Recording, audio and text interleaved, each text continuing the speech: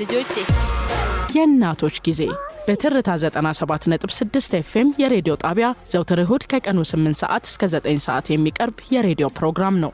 የእናቶች ጊዜ በየእናቶች ጊዜ የሬዲዮ ፕሮግራም የቤተሰብና የማህበረሰብ ምሰሶ የሆነችው እናት ትመሰገናለች።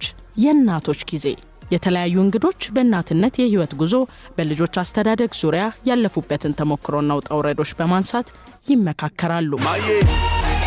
የእናቶች ጊዜ አዘጋጆች ራኬብ ሀብቴና ሳራ ሞገስ ዘውትር እሁድ ከቀኑ 8 ሰዓት እስከ 9 ሰዓት በትርታ 97.6 FM የእናቶች ጊዜ።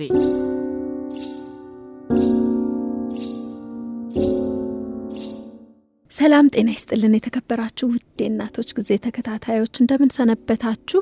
የእናቶች ጊዜ በምዕራፍ 2 እንሆ አዳዲስ ፕሮግራሞችን አዳዲስ ሀሳቦችን እናትነትን ማዕከል ያደረጉ ጉዳዮችን ይዘን ወደ እናንተ ልንደርስ እዚህ ስቱዲዮ ተገኝተናል። እንደተለመደው ፕሮግራሙን በማጋፈር ሳራ ሞገስና ራኬብ ሀብቴ አብረናችሁ ስንቆይ የተለያዩ ርዕሰ ጉዳዮች ላይ ደግሞ ልምዳቸውን ተሞክሯቸውን እንዲሁም ደግሞ ሀሳቦቻቸውን ሊያጋሩን እዚህ ስቱዲዮ እንግዶች ይኖሩናል። ለዛሬ አንድ እንግዳን ይዘን መተናል። ራኬብ እንዴት ቆየሽ? እግዚአብሔር ይመስገን። እንዴት ነሽ? ሳምንቱ ጥሩ አለፈ? ቆንጆ ነበረ። እንኳን ለምዕራፍ 2 የመጀመሪያ ፕሮግራም አደረሰን። እንኳን አብሮ አደረሰን። ቀላል ነገር አይደለም። ባለፈው ሳምንት ስናነሳው እንደነበረው ብዙ በፕሮግራምነት ብቻ ሳይሆን የህይወት ልምምድ፣ የህይወት ተሞክሮ፣ የህይወት ደግሞ ቁልፍን ያስጨበጡን ፕሮግራሞች ነበሩ። የከበዱን ጉዳዮች ላይ ለኛ ብቻ ወይንም ደግሞ ለአድማጭ ብቻ አይደለም የተሰራው፣ ለብዙዎች ነው። ለእናቶች ብቻም አልነበረም። ለወላጆች፣ ለልጆች፣ ለወንዶች፣ ለሴቶች እያለ በተለያየ ምዕራፍ በተለያየ አጀንዳ የቀነበብናቸውን ፕሮግራሞች ነበር እንግዲህ ለአድማጮች በምዕራፍ 1 ያደረስነው። አሁን ደግሞ የምዕራፍ 2 ቆይታችንን ከእንግዳ ጋራ እዚህ ስቱዲዮ ተገኝተን ጀምረናል። የምዕራፍ 2 የመጀመሪያው ቀን የመጀመሪያዋ እንግዳችን ወይዘሮ ሰሎሜ ዳኛቸው ናቸው። እኔ አንቺ እያልኩ ነው የምቀጥለው። ብዙ ጊዜ እናቶች እንግዲህ አንቷ አይባባሉምና እኔምና እውነት ነው እዚህ የሚያመጣን አንተ የምትባል እናት እውነት ነው። አመሰግናለሁ። እኔም ነጻነቱን ሰጥቻቸዋለሁ። እናመሰግናለን። እንኳን ደህና መጣሽ ብዬ ልጨምር። እንኳን ደህና ቆያችሁኝ። ስለጋበዛችሁኝም በጣም ነው ማመሰግነው። ያው የሰው መገለጫዎቹ ብዙ ናቸውና አንደኛው መገለጫችን እናትነት ነው። የጋራም አጀንዳ የጋራ ጉዳይም አድርገን ነው የምንገናኝበት። ግን ሰው ብዙ መገለጫዎች አሉትና እንደው እቺ ወይዘሮ ሰሎሜ ዳኛቸው ማናት የሚሉ አድማጮች ቢኖሩን እንደው በስሱ ራስሽን አስተዋውቂልን። እሺ፣ ሰሎሜ ዳኛቸው ለእናትና ለአባቷ አንድ ሴት ልጅ፣ ለ4 ወንድሞቿ አንድ እህት እና 2 ልጆች፣ አንድ ወንድና ሴት ልጅ እና አንድ የልጅ ልጅ ያላት ሴት ናት። አያት ሆነሻል? አያት ሆኛለሁ። ዶም ትላንትና 1 አመት ሞላት የልጅ ልጅ። እውነት? አመሰግናለሁ። በጣም ደስ ይላል። በጣም ከእናትነትም ባለፈ ደግሞ አያትነት ሌላ መገለጫ አለው። እንደዚህ ወጣት እንደሆንሽ ደግሞ እንዳማረብሽ አያት መሆን ሲቻል ደስ ይላል። በጣም ትልቅ በረከት ነው። ለማንም ሰው መመኛው ነገር ቢኖር አያት መሆንን ነው። አሁን በዚህ ሰዓት ያለኝ ስሜት በጣም ደስ ይላል። እንደው ቤተሰባዊ መዋቅርሽን ወይንም ደግሞ ቤተሰብ ውስጥ ያለሽን የእናትነት ሚና ወይንም ደግሞ የሴትነት ሚና ነገርሽን። ከዛ ባለፈ ግን ከእናቶች ጋር ተያይዞ በደንብ የምታከናውኙ ተግባር እንዳለ ጭምጭምታ ሰምተናል። እሺ፣ በሙያዬ ኢንቴሪየር ዲዛይነር ነኝ። ኢቨንቶችን ማዘጋጃለሁኝ። ሰው የኢቨንት ኦርጋናይዜሽንም ካምፓኒ አለኝ። የራሴ ነው። የራስ ባለቤቷም አስተዳዳሪዋም መስራቿም እኔ ነኝ። ከሱ ጋር ግን በተያያዘ እንዳልሽው ባሮክ ይባላል። ባሮክ ኢንቴሪየርስ ኤንድ ኢቨንትስ ይባላል። ሁለቱንም ስራ ስለሚሰራ 15 ዓመት ሆኖታል። በደንብ የሚታዩ ትልልቅ ስራዎችን የሰራ ድርጅት ነው። እንደ እናት ደግሞ እንግዲህ ልክ ሌላውን ነገር እንደምናስተላልፈው አንድ ቀን ደግሞ እኔ ለሴቷ ልጅ ያስተላልፋለሁ ብዬ የማስበው አይነት ስራ ነው። እሷም ትምህርቱን ስለወሰደች ሴቷ ልጄ በተለይ ወንዱ ልጄም አሁን በጣም ብዙ ለስራ ትራቭል ሳረግ ይመጣል አብሮኛ ያል ማደርገውን ነገር። ስለዚህ እሱም ትንሽ አሁን ኢንትረስት እያደረበት ነው። ይመጣል ብዬ ባልጠብቀውም ግን አትሊስት ምን እንደምሰራ ያውቃሉ፣ ምን ላይ እንዳለሁኝ ያውቃሉ። ስራዬን በጣም ይወዱታል፣ ያደንቁታል። በጣም ብዙ ይደግፉኛል ልጆቼም። ደስ ይላል። ከሱ ባለፈ ደግሞ እንግዲህ ከእናትነት ጋር የተያያዘ አሁን 3ኛ ዓመቱን ያከበረ ዘበናይ ክለብ ይባላለኝ። ዘበናይ ክለብን ደግሞ ስጀምረው ለእኔ ሳይሆን ለእናቴ ብዬ ነው። ለእናቴና በእናቴ እድሜ ላሉ ሴቶች ብዬ የጀመርኩት ክለብ ነው። ሀሳቡ የተነሳው በምንድን ነው? የቢሮ ሴቶች በአጠቃላይ የቢሮ ሴቶች ስንል እንግዲህ ጠዋት ወጥተው ቀኑ ሙሉ ስራ ሰርተው ወደ ቤታቸው ማታ መጥተው እናትነትን፣ ሚስትነትን ሚና ያላቸው ሴቶች፣ የራሳቸው ስራ ያልሆነ ተቀጥረው የሚሰሩ ሴቶች ጡረታ ከወጡ በኋላ ምንድን ነው የሚሆኑት? የት ነው መሄጃቸው? ምንድን ነው የሚያደርጉት? በሚል የተነሳ ነው። ምክንያቱም የራሱ ድርጅት ያለው ሰው ሱቅም ይሁን ሆቴልም ይሁን ንግድም ይሁን ያለው እድሜው የጡረታ እድሜ ውስጥ ቢገባም የራሱ ስለሆነ መውጫ መግቢያ አለው። ስራውን ሄዶ መከታተል ማየት መብቱ ነው። ቢሮ ይሄዳል ብቻ ስራ አለ፣ የሚሄድበት ቦታ አለው። ስራ ብሎ የሚያደርገው ነገር ሌላ ሰው ቢከውነውም ስራውን ቢያደርገው መጥቶ በር ላይ ወንበርም ይዘው ምንም ብለው ቁጭ ብለው እናያለን። እነዚህ ሴቶች ግን ቢሮቸው ተመልሰው የሚሄዱበት ምንም ምክንያት የላቸውም፣ ተቀባይነትም የላቸውም። ምክንያቱም አዲስ የተረከበው ሰውም አይፈልግም፣ አስሬ ጊዜም የለውም እነሱን ኢንተርቴን የሚያደርግበት። እነሱም ምን ጉዳይ አለን ብለው ይሄዳሉ። ስለዚህ ሁልጊዜ ምን ይሆናል መዋያ ያቸው ወይ ለቅሶ ነው ወይም ቤተ ክርስቲያን ነው፣ እኔ ሃይማኖት ቦታ ነው ወይም ማህበር ነው። ከዚህ አያልፍም እና በጣም ራሳቸውን ይጥላሉ። እንግዲህ ብዙ ጊዜ ስራ ላይ ያሉ ሴቶች እንዴት ነው ራሳቸውን ይጠብቃሉ? ከብዙ ሰው ጋር ስለሚገናኙ ሁሌ ጸጉራቸው ተሰርቶ ነው፣ ያላቸውን በደንብ ለብሰው ነው፣ ጠዋት መውጣት መግባት፣ በሰዓት መነሳት፣ እነዚህ አይነት የነበራቸው ልምዶች ሁሉ በቃ የሚያረጉት ነው የሚጠፋቸው። እንግዲህ ልክ እንዳልኩት ይሄ እናቴ ላይ ስላየሁት ነው። እናቴ ደግሞ ጡረታ እድሜዋም ደርሶ አልነበረም የወጣችው። መንግስት ሲቀየር መስሪያ ቤታቸው ተበተነ። ስለዚህ ያገለገለችበት አመትና የጡረታ እድሜዋ ስላልደረሰ ተብሎ በቃ መሀል ላይ ተንሳፋ ከቀሩት ሴቶች ናት። እና ደግሞ በጣም ስራዋን የምትወድ ቢሮዋን በጣም የምትወድ ሴት ነበረች። እና ልዩነቱን በቃ ህይወቷ ውስጥ ራሷ እንዴት እየተቀየረች እንደሆነ በጣም አየው ነበረ። ስለዚህ እንደነዚህ አይነት ሴቶች አንድ አይነት እንትን ያላቸው አንድ አይነት አመለካከት ያላቸው ሴቶች የት ነው የሚገናኙት? እንዴት ነው ማገናኘት የምችለው በሚል ነው ዘበናይ ክለብ የተመሰረተው። እና ስራ ላይ የነበሩ ጡረታ የወጡ ፕሮፌሽናል ሴቶች የሚገናኙበት በሚል ነው ዘበናይ ክለብ እንግዲህ የተመሰረተው። ክለብ ሲባል ቀጥታ አይምሯችን የሚገናኘው እንደው በቃ ወጥቶ መዝናኛ ነው። ምን አይነት ክለብ ነው? ሀሳቡን ተረድቻለሁ። የእውነት የሚያሳስበኝ እድሜ ክፍል እኔ ብትጠይቁኝ የጡረታ ዘመኔ ነው። እንዴት ነው የማሳልፈው ከዛሬ ይልቅ ወደፊት? አብዛኛው ስራችን ያሳስበንም ይገባል። ምክንያቱም እንደ አገር እንደ መንግስት ምንም የታሰበልን ነገርም የለም። ስለዚህ በጣም ሊያሳስበን ይገባል። አንድም ደግሞ ሌላ እዚሁ ላይ የኮቪድ ጊዜ ሴንት ሜሪ ነው የተማርኩት ሃይ ስኩል እና ክላስሜቶች ዋትሳፕ ላይ ግሩፕ ፈጥረን እናወራ ነበር። ኦልሞስት ኤቭሪዴይ እናወራ ነበረ። በቃ ሁሉም ሰው ሎክዳውን ስለነበረ ጊዜ ነበረን ማውሪያ እና ያኔም ደግሞ የመጣልኝ ሀሳብ ምንድን ነው? እሺ አሁን እኛ 70 ዓመት ምናምን ሲሆንን ምንድን ነው የምንፈልገው? ልጆቻችን አገቡ፣ ወጡ፣ ሄዱ፣ ብቻችንን ነው የምንቀረው።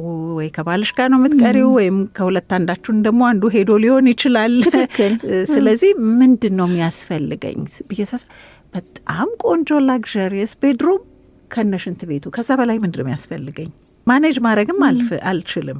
ስለዚህ አልኩኝ እነዚህ ሁሉ ጓደኞቼ የራሳቸውን መኝታ ቤት አንድ ላይ አንድ ቦታ ቢኖረን የጋራ ሳሎን ቢኖረን፣ የጋራ መመገቢያ ቢኖረን፣ የጋራ ጋርደን ቢኖረን አንዳችን ስንሰንፍ አንዳችን ነይ እስቲ ተነሺ እንውጣ ነይ ቁርስ እንብላ ምናምን ብንባባል ብዬ ቤቱን ድሪም አድርጌ አንድ ላይ ማርጀት የሚለውን አንድ ላይ ማርጀት። ምክንያቱም አልጋ ሳንይዝ በሽተኞች ሳንሆን አንዳችን ጠያቂዎች ሳንሆን ግን እርስ በርሳችንን ኢንጆይ የምንደራረግበት ብዬ እሱ ራሱ ደግሞ አንድ ሌላ ፕሮጀክት ተቀርጾ ቁጭ ያለ ነው። ችግሩ ህይወት አንድ ላይ ታመጣናለች ወይ ነው እንግዲህ ሰልፍሾች ካልሆንን። ለምን ምንድን ነው እንግዲህ የዚህ ደግሞ ሀሳብ ምን መሰለሽ ልጆች ላይ በርደን እንዳንሆን ነው። እኔ ልጆቼ ላይ ሸክም መሆን አልፈልግም። አሁን ይሄንን ያሰብኩትን ቤት 35 ነበርን እንግዲህ ክላስሜቶች 35 እያንዳንዳችን አንዳንድ መኝታ ቤቶች ቢኖሩን እያንዳንዳችን የየራሳችን ቤት የመገንባት አቅም አለን የሚለው ነው የመጣሁበት እና በደንብ አርኪቴክቸራል ዲዛይኑ ሁሉ ተሰርቷል። ይሄ ጠቅሞሻል ሙያሽን። እንደሱ ነው እና እዛው ጸጉር ቤት ቢኖረን፣ እዛው ስፓ ቢኖረን፣ እዛው ዋና ቢኖረን፣ እዛው ትልቅ ጋርደን ኢቨን ሕክምና ቢያስፈልግ ነርስ ሩም ቢኖረን፣ ሬሴፕሽን ቢኖር የሚፈልግ ሰው እንደ ስቱዲዮ ሊያደርገው ይችላል። ላይክ ልጅ መጥቶ እንዲያደር ፈልጋለሁ ምናምን የሚል ጥሩ ጋርደን ኖሮን ልጆች መጫወቻ ኖሮ የልጅ ልጆቻችን ሲመጡ የሚጫወቱበት ቦታ ቢኖረን እያልኩ ነው ድርም ያደረጉት እና ምንድነው ልጆቼ ላይ በርደን ሳልሆን ብቻዋ እናት ማን ያስታምማታል፣ ማን ያያታል፣ ውሃ ፈሰሰ፣ ስልኩ ተቆረጠ፣ መብራቱ ተከፈለ፣ ውሃው ተከፈለ የሚል ሰው ሳይኖር ራን የሚያደርገው እና እንዳልኩሽ 35 የራሳችን ቢኖር 35 ደግሞ የምናከራየው ቢሆን የዛኛው ገቢ ይሄኛውን ሰፖርት እያደረገው እኛ ምንም ሀሳብ ሳይኖርብን አምፖሉ ተቃጠለ፣ ጣራዋ ፈሰሰ ማናጀር ይቀጠራል ሳንል ማኔጅ የሚያደርግልን ሰው ኖሮኛ መኖር ብቻ የቀረችንን እድሜ መኖር ብቻ የጋራ መቆያ ሆኖ ግን ያ የጋራ መቆያ ለየት የሚያደርገው ምንድን ነው? ያሉት ሰዎች በምታውቂያቸውና በጓደኞች የተከበበ ነው። ምክንያቱም አሁን ትልቁ ነገር ብቸኝነት ነው። አሁን ትልቁ በየቤቱ ያለው ችግር እኮ በደንብ ወጥቶ ስላልተወራ ነው እንጂ እየጎዳ ያለው ብቸኝነት ነው።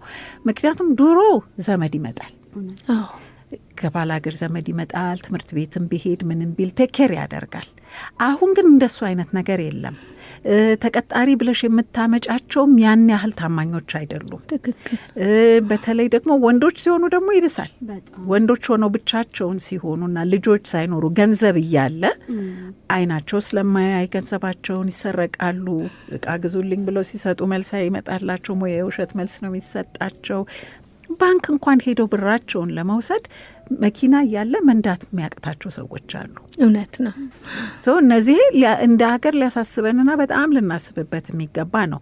መቄዶንያ አንድ ነገር እያሳየን ነው፣ ግን ያ እርዳታ ለሌላቸው ሰዎች ተብሎ ስለተባለ ይደረጋል። በየቤቱ ግን ገንዘብ ኖሮት ልጆቹ በየሀገሩ ተበትነው ልጅ እንደሌለው ሰው ብቻውን አስተማሚ ሳይኖረው የሚጠይቀው ሰው ጤነኛም ቢሆንስ የሚያዋራው ሰው ሳይኖር ብቸኛነት በጣም በጣም በጣም የብዙ ሰው ቤት የጎዳ ጉዳይ ነው። አሁን አንቺ ካልሽው ወይዘሮ ሰሎሜ ይሄንን ነገር ዘበና የሚለውን ነገር ወይም ደግሞ አሁን ይሄ የጋራ መኖሪያ ብለሽ እንድታስብ ያደረገሽ እናትሽ ላይ ያየሻቸው ለውጦች ናቸው። ስራ በነበራቸው ጊዜና ከስራ በኋላ ራሳቸው ላይ የተፈጠሩ ለውጦችን ነው ይሄንን ነገር ሰፋ አድርገሽ እንድታስብ ያገዘሽ። እኔ ደግሞ በጣም ዘበና የሚለውን ስም ስለምወደው እንደው እንዴት ዘበናይ ብለሽ ጀመርሽ? ልክ ነሽ። በጣም በፍቅር ነው የምወደው ይሄን ዘበናይ። ኦኬ ወደ 30 ምናምን ዓመት ወደ ኋላ ልውሰዳችሁ እና እንዳገባሁኝ ውጭ ሀገር ነው የሄድኩት ከባለቤቴ ጋር እና በጣም ብዙ የሴት መጽሔቶች አይ ነበረ እና እኛ ሀገር ደግሞ ያኔ የደርግ ጊዜ ነው፣ እንደዚህ አይነት ላግዠሪ የለም እና በቃ በጣም ነበር የምመኘው እንደዚህ አይነት የሴት መጽሔቶች ስለ ፋሽን፣ ስለ ቤት አያያዝ፣ ስለ ምግብ አሰራር፣ ስለ አለባበስ ምናምን አይነት መጽሔቶች በቃ እኔ አገሬ ቢቻል እንደዚህ አይነት ነገር ነው ማድረግ መፈልገው እያልኩኝ እመኝ ነበረ እና ያኔ ነው የጀመርኩት በእጄ መጽሐፍ መጽሔት ይኖረኛል አገሬ ስገባ የራሴ መጽሔት ይኖረኛል ብዬና ስም ሰጥቼው ነበረ እና ግን ያንን ድሪሜን እዚህ ስመጣ ወደ ስራ፣ ወደ ልጆች ማሳደግ፣ ልጆች ትምህርት ቤት ማድረግ እኔም ራሴ ማር ስለነበረ አልነበረኝም ጊዜ። ሁለተኛ ደግሞ በጣም ፈሪ ነኝ። አንድ ነገር ጥንቅቅ ያለ ነገር ካልሆነ መጀመር በጣም ነው ፈርጥ። ተጀምሮ ተተወ የሚባል ነገር አልወድም እና ጥንቅቅ ያለ ነገር ሆኖ እኔ አክሰፕት እስካረገው ድረስ ልክ ነው ብዬ እስክል ድረስ ሆልድ አድርጌው ነበረ። ግን ይሄንን ሀሳቤን የሚያውቁ ወዳጆቼ ነበሩና ብቻ እንዲሁ በጨዋታ መሀል ስናወራ ይህ እኮ በቃ ለዘበናዊ ሴት የሚሆን ነው ነው we were saying words ስለ መጽሔቱ ገለጻ በቃ ሁሉም ሰው ኤሌጋንት ይላል፣ አንዳንዱ ሺክ ይላል፣ አንዳንዱ ምናምን ይላል፣ ዲቫ ይላል እና ስንል በቃ አለ እንዲሁም ዘበናዊ የሆነች አይደል ዘበናዊ የሆነች ዘበናዊ ጫማዋ ጥልፍልፍ ነው ቀሚሷ የሚባልላት ሴት አልኩኝ። ኢሚዲየትሊ ነው ያ ስንት ዓመት የቆየ የመጽሔቴን ስም በዛ ኮንቨርሴሽን ወደ ዘበና ያመጣሁት እና ስቲል አይ ዋዝ ቲንኪንግ ኦፍ መጽሔት ወይንም ሬዲዮ ሾው ኦር ቲቪ ሾው። እንግዲህ ዘመናት እያለፉ ነው። ይሄን እንግዲህ ሳወራችሁ ዝም ብሎ እየበሰለ ነው ይሄ ጉዳይ የቆየው። ቲቪ ሾውም ላይ በቃ በሱ ነው የተሰራው። ኢንትሮ ሁሉ በዘበናይ ነበር የተሰራውና ዘበናይን ሳስባት ለሰው መልክ ልሰጣት አልፈልግም። ኢማጂን እንዲያረጋት ነው የምፈልገው። በቃ እንዲሁ በአእምሮ በምን ነው የሚባለው በስነ ምናቡ እንዲስላት ነው የምፈልገው እና ራሱ ኢንትሮ የተሰራውን ብታዩት ባይ ዘ ዌይ 15 years ago ኢቢኤስ ላይ ሊደረግ የነበረ ፕሮግራም ማለት ነው እንዲሁ ላይፍ ስታይል ስለ ሴትና ዘበናይ የምታዩ ቅርጿን ነው ሻዶዋን ነው የምታዩ ፊቷን አታዩ። so you cannot say she's beautiful or she's not beautiful ምናምን የምትያታል ግን እናት ሆና ታያታለች። ልጅ ስታጠባ ወይ ልጅ ስታበላ ወይ ልጅ ስታጫውት፣ ገበያ ሄዳ ሱፐርማርኬት እቃ ስትገዛ፣ ኩክ ስታደርግ፣ የተኛ ሽማግሌ ስትንከባከብ ምናምና ከሙዚቃው ጋር እነዚህን ስዕሎች ነው የምታየው። ሰው ያማ በቃ ሙሉ የሆነች ሴት ናት። ይህንን ሁሉ ደግሞ የሚጠበቅብንም ነገር ከአንድ ሴት ደግሞ እንጂ ዘበናይን እኮ በየሙዚቃ ግጥሞቻችን በየተለያዩ ዘበናይ ማርዬ ዘበናይ ናት እሷ ምን እየተባለ ምናባችን ውስጥ ይዘነው በቃ ስልጥን ያለች ሁለገብ የሆነች በቃ ሙሉ የሆነች ሴት ማለት ነው ለኔ። በቃ ዘበናይን ዲፋይን ሳደርገው ይሄንን ነገር ነው በቃ አሁን ያልኩሽን። ሰሎሜ አንቺን ከሚያደንቁት ውስጥ ነኝና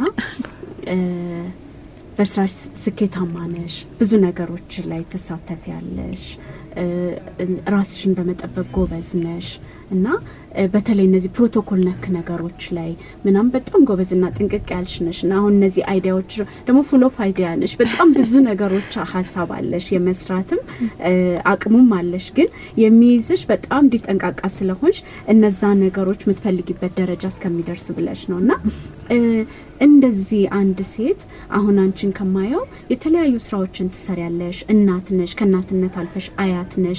ስቲል አያት ሆነሽም በጣም ወጣት ነሽ፣ በጣም ራስሽ የምትጠብቂ እናት ነሽ እና አንድ ሴት እንኳን አያት ሆነ አይደለም እናት ስትሆን ብዙ ነገሮችን ታቆማለች እና እንዳንቺ እንደዚህ ሙሉ ፉል ኦፍ ኢነርጂ ጉልበት አቅም እንዳላት በቃ ደስ የሚል ቫይብ ፖዚቲቭ የሆነ የሚጋባ ኢነርጂ አለሽና ለሴት ደስ የሚል ነገርና እንደዛ መሆን እንዴት ነው የሚቻለው? ለምንኛ ገና ሁለት ደግመን አይደለም አንድ ልጅ ላይ እናት የሚለውን ስም ስንይዝ ብዙ ነገር ላይ እናቆማለንና እንደዚህ አያት እስከሚኮን ድረስ ይሄን ነገር ይዞ መቀጠል የሚቻለው እንዴት ነው? እኔ የተለየ ስጦታ አለኝ ብዬ አላስብም፣ ግን ያደግኩበት ኤንቫይሮንመንት ነው ብዬ አስባለሁኝ። ምክንያቱም ለምሳሌ እኔ እናቴ እኔን ስትወልድ she was 17 ትምህርት ቤት ሆና ነው የወለደችኝ እና ግን ትምህርት አላቆመችም። እኔ ሃይ ስኩል ሆኜ እሷ ኮሜርስ ትማር ነበረ። አሁን እንግዲህ 4 ልጆች ተወልደን ማለት ነው ኮሜርስ ትማር የነበረው እናቴ ሃይ ስኩል ሆኜ ኢማጂን እና ለእኔ ኖርም ነው ለአንዲት እናት ትምህርት ቤት መሄድ ከፈለገች ትምህርት ቤት መሄድ ኖርማል ነው። ምክንያቱም አባቴ ሲከለክላት አይቻል አቅም እንደውም ሰፖርት ሲያረጋት በማታ ጠብቋት ከትምህርት ቤት ስትወጣ መኪና የላቸውም ወክ አድርገው ነው የሚመጡት ቤት ምናምን ሰው ያንን እያየሁ ነው ያደግኩት። ሰው ለእኔ ያ ኖርም ነው። ሁለት ደግሞ ኃላፊነትንም እያየው ተምሬያለሁኝ። ኃላፊነትን ሰንስ እኔ አሁን እንዳልኳቸው የመጀመሪያ ሴት ስለነበርኩኝ ምንም እንዳረጋ አይፈለግም። በቃ አንብቢ ትምህርትሽን ነው ምናምን ነው ማረገውን ነገር በሙሉ ደግሞ ኮበስ በቃ የኔ ልጅ ምናምን ነው የምባለው። ግን እነሱ ለወላጆቻቸው ያደረጉትን የነበረውን ነገር ደግሞ አያለሁኝ። የአባቴ እናት ነበረች፣ የእናቴ እናትና አባት ነበሩ። ከነሱ አልፈው ደግሞ ሌሎችም ዘመዶች ላይ የሚያደርጉት ነገር ኃላፊነት በቃ ቤተሰብን መንከባከብ ያለሽን ማካፈል የሚለውን ነገር ደግሞ ከሱ ተምሬያለሁኝ ማለት እችላለሁኝ። ስለዚህ ሰው ለራሱ ብቻ እንደማይኖር እየተማርኩ ነው ያደግኩት። እንዳልኩሽ ደግሞ የእናቴ ጥንካሬ በጣም ይገርማቸው። አሁን ለምሳሌ ስራ ፈታ ቁጭ ስላለች አልኳችሁ እናቴና ይሄን መሄጃ ድብር ያላት ነው የሚመስላችሁ፣ ግን ኖ you know what she did? አስም አለባት። በጣም ኃይለኛ አስም በሽተኛ ናት። ሄዳ በቃ ስራ መፍጠር ስለፈለገች ለራሷ ሄዳ የዶሮ እርባታ ትምህርት ክላስ ወሰደች። እንግዲህ ዶሮ እንዴት ቆሻሻ እናንተ እንደሆነ አስቡ። ያንን ወስዳ ዶሮዎች ማርባት ጀመረች። ዶሮዎች በ10 ጀምራ ፎቅ ሲሰራላቸው 20 ሲሆኑ 30 ሲሆኑ 4ኛው ፎቅ ላይ ደረሱ እና በቃ ሺ ወዝ ቢዚ ከጠዋት እስከ ማታ። የነሱ መኖ ልትገዛ ሩቅ ነው ሰፈር ነድታ የምትሄደው። እነሱን ይዛት መጣች። ብትመራመራለች። ምን ሆነው ነው እንዲሆኑት እንደዛ ምናምን መድኃኒት አሰጣጡን ምኑን እንደዚህ። ከሱ በላይ ለኮሚኒቲዋ የምታስበው ነገር እንቁላል እኮ ይሄን ያህል ነው፣ ለምንድን ነው አንቺ በእንደዚህ ያህል የምትሸጨው ስትባል እንዴ የሰፈሩ ሰው የት ይሂድ? ለምን እኔ ጋር አለ ብሎ አንኳክቶ ልጁን ገዝቶ ይብላ ብላ ይሄ ለኮሚኒቲው የሚያስብ አይነት ሶ እንዳልኩሽ የኔ እነሱን እያየሁ ማደጌ ይመስለኛል። እኔ ጠንካራ ግዴታ ነው። ገብቶሻል? ወድጄ ሳይሆን አንድ ኑሮ ማሸነፍ አለብኝ። እውነት ነው። በግድ ልጆቼም እንደ እናቶኝ ልጆቼም ማሳደግ አለብኝ። ራሴንም ማሻሻል አለብኝ። ትምህርት ቤት መሄድ አለብኝ። ከዚህ በፊት ስለው ሰምተሽ ይሆናል ወንዱ ልጄ ዲግሪውን ሲይዝ እኔ ማስተርሴን ሴም ዴይ ነበረ ግራጁዌሽናችን። ሶ ምንም የሚያሰንፈኝ ነገር የለም፣ እንደ ግዴታ ስለማየው ማለት ነው። ግን አማረሬም ደግሞ አላውቅም። አይ ቴክ ኤቭሪቲንግ እንዳለ ነው የምወስደው። በጣም ብዙ በህይወት ውስጥ ብዙ ውጣ ውረዶች ደርሶብኛል። አሁን ለምሳሌ በጣም ከባድ ነገር ልጅ ኖሩኝ ሰራተኛ ይሄዳል እኔም እኮ ሄዳብኝ ታውቃለች። አማረሬ ያውቅ ነበር እንደዚህ ትምህርት ቤት ማድረስ መመለስ በርደን ሆኖ ተሰምቶኝ አያውቅም። በቃ ይሄ ላይክ ፓርት ኦፍ ላይፍ ነው ብዬ ነው። ችግሩ ላይ ሳይሆን መፍትሄ በቃ አዎ በቃ የኔ ጉዳይ ነው፣ በቃ የኔ ጉዳይ ነው፣ እኔ ነኝ ማረገው አለብኝ። በቃ በእንደሱ አይነት ነው የማየውና ዘበናዊነት እንዳልኩሽ ሙሉ መሆን ነው ስልሽ ሙሉ ሆኖ መፈጠር አይደለም። እያንዳንዷን ስቴፕ እያደግሽባት ለሚቀጥለው ስቴፕ ሌላ ነገር እየተማርሽባት በየጊዜው አዲስ ነገር እየጨመርሽበት መሄድ ማለት ነው ለኔ እንጂ ሙሉ ሆኖ ሙሉ ፓኬጅ ሆኖ የሚመጣ ሰው ያለ አይመስለኝም። ሆኖ የሚያለቀለት ሰው ያለ አይመስለኝም። ግን ላይፍ በየጊዜው ምክንያቱም ምንም አይነት ነገር ጋራንቲ የለንም ለጤናችን፣ ለሀብታችን፣ ለልጆቻችን፣ ስለ ወላጆቻችን ምንም 100% ነገ ሴም ነው ብለን የምንለው ነገር የለም። ትዳራችን፣ ፋይናንሳችን ሁሉ ነገር ይቀያየራል። ግን በየጊዜው ለዛ ፊት እንደመሆን ሆኜ ራሴን ማዘጋጀት ነው ዘበናዊ መሆን ማለት ብዬ ማስበው። እንዴት ነው ግን የሚሆነው? ምክንያቱም ዘበናዊነት ብቻም ሳይሆን ዓለም ላይ ሰርቫይቭ አድርጎ ለመቆየት ሁል ጊዜ ከሚመጡ ነገሮች ካሉ ጉዳዮች ጋራ ምንድነው የዳርዊን ሰርቫይቫል ኦፍ ዘ ፊተስት ነው፣ ፊት ማድረግ ነው። ስለዚህ ለሚመጡ ችግሮችም ለምንም ፊት ማድረግ አለብን ነው። ግን እንደው በዘበናዊነት ደረጃ ላይ ግን ይህንን አይነት እድገት ለማምጣት በተለይ ደግሞ እናት ሲኮን በተለይ ሴትነት ላይ ያለው ዓለም አቀፍ የሆኑ ቻሌንጆች አሉ፣ ሸክሞች አሉና ፓኬጅም ባይሆን የሆነ ልምምድ ይፈልጋል ብዬ አስባለሁ። ለምሳሌ አንቺ ጋር ያየሁት ይሄ እስከ ማስተርስሽን ስትሰሪ ልጅ እያሳደግሽ ወይንም ከልጅሽ ጋር አብሮ መመረቅ እያየሹ ያደግሽው ልምምድ ነው፣ ኖርም ሆኗል። ሌሎች ሴቶች ግን ያንን የማየት እድላቸው የማግኘት እድላቸው በጣም ጠባብ ነው። እንዲህ አይነት እድል እንኳን የሚያገኙት እንደው ከተማ ቀመስ የሆኑ ሴቶች ናቸው፣ በተለይ በእኛ ሀገር ሁኔታና ያን ልምምድ ለማድረግ መቼም የዘበናይ ብቻ አይደለም የሚሆነው ሰፊ የማህበረሰብ ትኩረትን ይፈልጋል። ግን እንደው ከልምምዶቹ ጥቂቶቹ ምንድናቸው መሆን ያለባቸው? ኦኬ እንደገባኝ አጠያይቅሽ አንድ መጀመሪያ ያለብን ነገር ራሳችንን ከማወቅ መነሳት ነው። ራስሽን ስታውቂ ከራስሽ ጋር ትታረቂያለሽ እንደማለት ልበለሽ። ምክንያቱም በቃ ሊሚትሽን ታውቂዋለሽ። የት ድረስ ነው መሄድ መራመድን ብፈልግ እስከምን ድረስ ነው መሄደው አውቀዋለሁ አይደለም። አንድ እሱ ይመስለኛል። ሁለተኛው ነገር ደግሞ ማስተርስ የሚባል ትምህርት እንዳለ ባላቅ ኖሮ ስለ ማስተርስ አልመኝም ነበር ሜቢ። ስለዚህ በምታውቂው ልክ ነው የምትሄጂው። አንዳንዴ የምትፈልጊውንም ሳታውቂ ምዝረብል መሆንም እኮ አለ። ስቲል ዶን ራስሽንም አታውቂም ሊሚትሽን። ለምሳሌ አቅሜ እዚሁ ሀገር አንድ የሆነ ኮሌጅ ሄዶ መማር መሆኑ እያለ ኖ የውጭ ሀገር እድል ነው የምፈልገው እያልሽ ይሄኛውን ካሳለፍሽው ራስሽን አላወቅሽም ማለት ነው። ስለዚህ እንዳለንበት ሁኔታ አካባቢውን ካለ በፍጹም ከሰው ጋር መግባባት የማይችል ሰው ተነስቶ ነጋዴ ልሁን ወይንም ሆቴል ልክፈት ብሎ ቢል ዝም ብሎ ራሱ የሌለበት ቦታ ነው ጊዜውን የሚያጠፋው። አንድ እኔ ራስን ማወቅ ነው ብዬ የምለው ልኬን ማወቅ ያስፈልጋል። አንደኛ እንደሱ ስትሆኚ ደግሞ ፉክክር ውስጥ አትገቢም። እኔ አንደኛው ትልቁ የሴቶች ችግር ብዬ የምለው ነገር የኛ ያዝነውን ሳናደንቅ ነው የሌላ ሰው እያደነቀን የሌላ ሰው በማየት እዚህ ጋር ያለውን ነገር ሳናጣጥሞ ሳይጣፍጠን ጊዜው የሚያልቀው ኮምፕሌን በማድረግ የሚያልፈው ልክ እንደሷ ልክ እንደነንትና አይነት በትዳር በዩ በልጆች በዩ በምን በዩ ድሪም ስናደርግ እዚህ ጋር ያለው የኛን የተሰጠንን በረከት አናደንቀውም። እና እሱ ራሱ በቃ ሚዝረብል የሚያደርገንና ያልተሟላ ህይወት እንደኖርን እየተሰማን የሚያደርገን ነገር ፉክክር ነው። ግን በቃ ይሄ ነው የኔ እሺ። እዚህ ውስጥ ሆኜ ግን እኮ ስቴፕ ባይ ስቴፕ አንዳንድ መቀየራት ነገር ልትኖር ትችላለች። ማሻሽልበት ራሴን፣ ቤቴን፣ እኔን፣ ልጆቼን ማረግበት ነገር ሊኖር ይችላል። በአንድ ጊዜ ጃምፕ ተደርጎ እዛ ጋር አይደረስም። ግን እሱንም ለማድረግ ደግሞ አሁን እኛ እዚህ አዲስ አበባ ቁጭ ብለን በኮረስፖንደንስ ትምህርት መማር ወይም ሌላ ትልቅ ኮሌጅ ከኮሌጅም ኮሌጅ መርጦ መማር የምናውቀውን ያህል እንደምናወራው ያህል ገጠር ያለች ሴት ያንን ላታውቅ ትችላለችም፣ ላይኖራትም ይችላል። ግን እዛው በራሷ ባለው ነገር ግን ከትላንትናዋ ማንነቷ ዛሬ የተሻለ ሆኖ መገኘትን ነው። በቃኛ ራሳችን መለካት ያለብን በሱ ነው። ሰሎሜ ትላንትና ምን ነበረች? ዛሬ ምንድናት? ላስቴር ምን ነበረች? ዛሬ ምንድናት? ኔክስት ይር ምን ታስባለች? ሁሌ የጎደለብንን እያየን እየሞላን እንሄዳለን። መሄድ ነው። ግን በራሳችን ዙሪያ ውስጥ ነው መሆን ያለበት።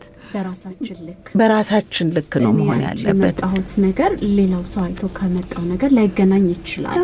እኔ ልሆን ብዬ የምፈልገው ነገር እና ያኛው ሰው የሚታየው ነገር አንድ ላይ ሆን ይችላል፣ ቀላልም ላይ ሆን ይችላል። ለሰሎሜ ቀላል ለኔ ላይ ቀለኝ ይችላል። ግን ትልቁ ነገር እንዳልሽው እኔ መስማማበት ራስን ማወቅ፣ አቅምን ማወቅ ራሱ የጭንቅላትሽንም ሁላችንም ተነስተን ዶክተር መሆን አንችልም።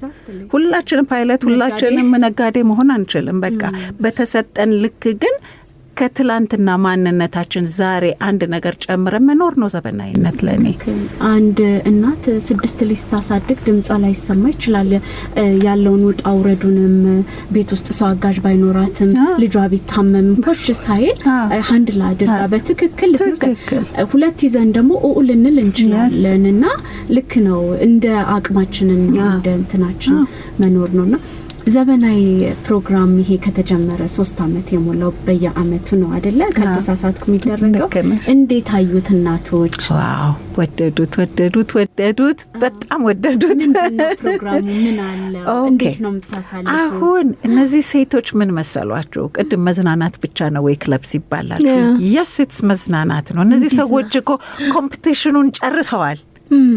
ለእድገት መሮጡን፣ ስራ መቀየሩን፣ የደሞዝ እድገት ማግኘቱን፣ ልጅ ማሳደጉን ጨርሰውታል። በቃ እኮ አሁን እቺ በጤንነት ያሉባትን ጊዜ ስለ ፔን፣ ስለ ሰውነት ፔን፣ ስለ እርጅና ምናምን ሳይሆን በቃ የሚግባባኝ ሰው ጋር ቁጭ ብዬ የራሴ ሆነ ደስ የሚል ጊዜ ማሳለፍ ነው። ይሄ ነው በቃ አላማው። ብቸኛ ሳልሆን ብቻዬን ቤት ውስጥ ሳልቆለፍ። ሌላው ደግሞ ልንገርሽ፣ ሰው ስላለ ብቻ አይደለም። አንድ አይነት መሆን የተለያዩ ነገሮች ናቸው። መናበብ የምትችው ሰው አሁን እነዚህ ፕሮፌሽናል ሪታየርድ ወመን የምላቸው ሴቶች ማለት የገንዘብ አወጣጥን የሚያውቁ ሰዎች ናቸው። በደሞዝ መኖር ምን ማለት እንደሆነ የሚገባቸው ሰዎች ናቸው። ያለ ምክንያት ገንዘብ ማባከን ማለት ለነሱ ኢትስ ኖት የገንዘብ መንገብገብ አይደለም፣ ግን they know ቫልዩን ያውቁታል። ለፍቶ ማግኘት እስከሚቀጥለው ወር ድረስ እችን አብቃቅተሽ ለቤትሽ፣ ለልጅሽ፣ ለምግብሽ፣ ለትራንስፖርትሽ ብለሽ መኖር ጥንቅቅ ያሉ ናቸው። ኦርጋናይዝድ ናቸው። የሚያውቁ ናቸው። በፕሮግራም የሚኖሩ ናቸው። አሁን ከነዚህ ሴቶች መካከል ተነስተሽ እንደ ግድ የለም ነይ ራይድ ይዘሽ ነይ ብታቸው እንደ ለምንድን ነው ለራይድ የምከፍለው? ይኸው ታክሲ እዚህ ጋር ይመጣ የለ እንደ ቀጥታ እንትኑ ጋር ያወርድኛል። It's not about the money, it's about discipline. እኔም በጣም እንደዚህ አይነት አክስት ስላለኝ በደንብ ነው ማለት በጣም ዲሲፕሊንድ ናቸው። ገብቶሻል? ደግሞ በጣም በቃ ልቤን የሚነካኝ ነገር በመንግስት ተቋማት ላይ ትልቅ እንትን አላቸው፣ እምነት አላቸው። ለምሳሌ ከውጭ ሀገር ከተገዛ ፓናዶል ይልቅ አገር ውስጥ የሚመረት ፓራሲታሞል ኤፌክቲቭ መሆኑን ያምናሉ። በመንግስት እንትን እኮ ተለክቶ እንትን ተብሎ የሚሰራ ነው ይሉሻል። የታክስ ምንነት ይገባቸዋል። እንዴ እኛ እኮ ሄደን ሆስፒታል በዚች ብር ምንድነው ሚኒሊክ ሆስፒታል አይን ኦፕሬሽን ኦር ምናምን የምናደርገው እኮ እኛ በምናወጣው እንትን ነው። እንዴት አይነት ቀልድ ነው አሁን ሄዶ ለዶክተር $25,000 ካርድ ማውጣት? ልጆቻቸው የደረሱ ናቸው፣ መክፈል የሚችሉ ናቸው። ግን የገንዘብ ዲሲፕሊን ምን እንደሆነ የሚያውቁ ሰዎች ናቸው። ኦኬ ሶ አሁን እነዚህን ወስደሽ ታምሰው ሴቶች ጋር ብታወያቸው ሊጣጣም አይችልም። ገብቶሻል? ስሪታቸው አይደለም because value አንድ አይነት አይደለም። ለመታየት ብለው የሚያደርጉ ሰዎች አይደሉም። ገብቶሻል? እዚህ ይሄን ያህል ስፔንድ ከማደርግ ጎረቤቴ ጋር እዚህ ጋር ያለችውን ሴትዮ እንዲባረግላት ብለው የሚያስቡ ሰዎች ናቸው። ገብቶ ስለዚህ ነው አንድ አይነት እንትን ያላቸው፣ አንድ አይነት ባክግራውንድ ያላቸው ናቸው። እነሱን ተይና ደግሞ እስቲ የነሱን ወላጆች አስቢያቸው። የነሱ ወላጆች እኮ ማለት ከ80 ዓመት በፊት የነበሩ ሰዎች ናቸው። ልጅ በ10 ዓመቷ በምትዳርበት ጊዜ ልጄ ትምህርት ቤት ይሄድ ብለው የላኳቸው ናቸው። ከዛ ነው የሚጀምረው ስልጣኔ። ሳይማሩ ማለት ነው። እነሱ ሳይማሩ ስለ ትምህርት ሳያውቁ ልጆቻቸውን ከተማ ልከው አዳሪ ትምህርት ቤት ከተው የገባቸው ናቸው። ትማር ደን ሆና እንዳትቀር እናቶቹ አባቶቹም ልጄ ጎበዝ እዚህ ደረሰች እንዲህ መስሪያ ቤት እኮ ነው የምትሰራው ብለው በኩራት ብለው እዛ ውስጥ የኖሩ ሴቶች ናቸው። ደግሞ ብዙዎቹን ትልልቅ መስሪያ ቤቶች ስር ያቆሙ ናቸው። አመስጋኞችም ናቸው። they're so grateful። ይሄ አንድ መስሪያ ቤት ውስጥ እኮ 20 ዓመትና 30 ዓመት ሳያማርሩ ልክ እንደራሳቸው እንደ ቤታቸው እንደ ንብረታቸው ተቆርቁረው አመስግና ተደስተው እኔ አክስቶቼ ጋር ማየውም ነገር ስለሆነ በዛ አይደለም 25 30 ስራ መቀየር ራሱ ቢትሪያል ነው የሚመስላቸው። ዲሲፕሊኑ ከገንዘብ ጋር የተያያዘ አይደለም። መቆርቆራቸው የሚያደርጉትም ነገር በቃ የራሳቸው አድርገው የወሊድ ፈቃድ ሁሉ የላቸውም እኮ 15 ቀን ምናምን ነው ፈቃዳቸው። ደግሞ እነሱን አስቢና አሁን እኛ ቤት እኛን ሁላችን ያሳደጋችን እንደ እናታችን የምላት፣ ምክንያቱም እናቴ የቢሮ ሰራተኛ ናት፣ የለችም የምትቆጣጠረን በደንብ ቤቱን የምትመራ ስኖት የቤት ሰራተኛ ልትባል በቃ የቤቱ መሪ የቤቱ አስተዳዳሪ ሰራተኞችን አድገው አግብተው ይውጡ ወይንም ምን እስኪሆኑ ድረስ እንዲህ ሰራተኛ የሚፈራረቅበትም አይነት ቤቶች አይደሉም። ለምን? ሰው አክባሪዎች ስለሆኑ የሰውን ልክ ስለሚያውቁ ልጆቻቸውን የሚጠብቁላቸው አምነው የሰጧቸው እናቶች ናቸው። እነዛ ሴቶች የቤት ውስጥ አገልጋዮች ክብር ይሰጣሉ። that's why 30 ዓመት 40 ዓመት የሚኖሩ ቤተሰብ ናቸው። በቃ አሁን እኔ እናቴ አሜሪካን ሀገር እስካሁን ድረስ ሄዳ አታውቅም። እኔን ያሳደገችኝ እኔ ሳገባም ከኔ ጋር አብራ ብቻዬን እንዳልሆን ውጭ ሀገር አብራኝ ሄደችው። አሁን አሜሪካን ነው የምትኖረው፣ አሜሪካዊት ናት። እና እንደዚህ አይነት ናቸውና ቫሊዩአቸው አንድ አይነት ስለሆነ አንደኛዋ ማናጀር ልትሆን ትችላለች፣ አንደኛዋ ጸሐፊ የነበረች ትሆን ትችላለች፣ አንደኛዋ ተላላኪ የነበረች ትሆናለች። ከዛ ወጥተው ዩኤን ውስጥ ውጭ ሀገር ምን የሰሩ አሉ። ግን አንድ ላይ ክለብ ውስጥ ብታዩቸው በቃ ተነበው ማያልቁ መጽሐፎች ናቸው፣ ኢንሳይክሎፔዲያ ናቸው። እንዴት ነው ግን የሚገናኙት? መገናኛ መንገዱ አሁን እስካሁን ድረስ እንግዲህ እኔ ራሴ ብቻ ነኝ ምጠራቸው፣ እኔ ነኝ ምጠራቸው። ዲስ ታይም ሀበሻ ቪው ስፖንሰር አገዙኝ እና በጣም ቆንጆ ቦታ ነበር ያደረግኩላቸው። ሌላውም ጊዜ ቆንጆ ቦታ ነው። ያው ጊዮን ነበረ ሳረግላቸው የነበረ ሁለቱን። አሁን ጊዮን ለምን እንደምታረጊ አንድ ጊዜ ስትነግሪኝ ነበር እና እስቲ ሳንቀር ንገሪኝ። ጊዮንን ለምሳሌ የመረጥኩበት አንደኛ ነገር ሴንተር መሆኑ ለታክሲም ለምንም ይመቻል። ሰውም አድርሱኝ መልሱኝ ለማለት ይመቻል። ሁለተኛ እነዚህ ሰዎች ያደጉበት ነው።